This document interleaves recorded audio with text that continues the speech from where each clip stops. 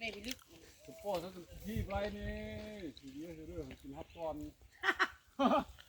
กูแม่นไอ้น่ะไอ้สีเบียร์ โอ้ยพี่เบียร์อย่ามาโตมาตาย ไอ้ที่อ่อน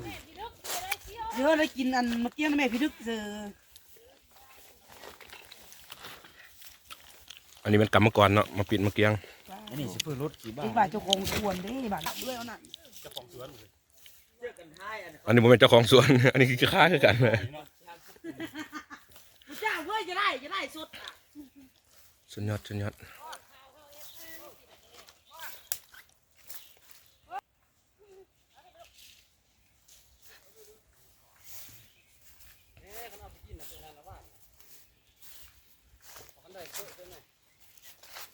มันสุกก้อมูตรงนั้นน่ะ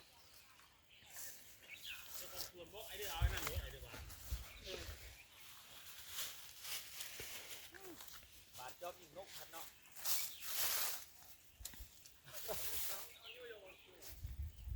เอาที่อันนี้คือชาวบ้านบ้านเฮงก็เลือกคุณเยี่ยมปืนเยี่ยมเข้า ดูนี่กันบ้านแห้งมากหน่วยเนอะอุ่น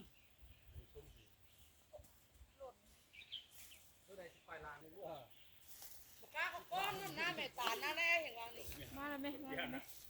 กล้องถูกกระแตงแล้วนะไม่ต้องมา เขา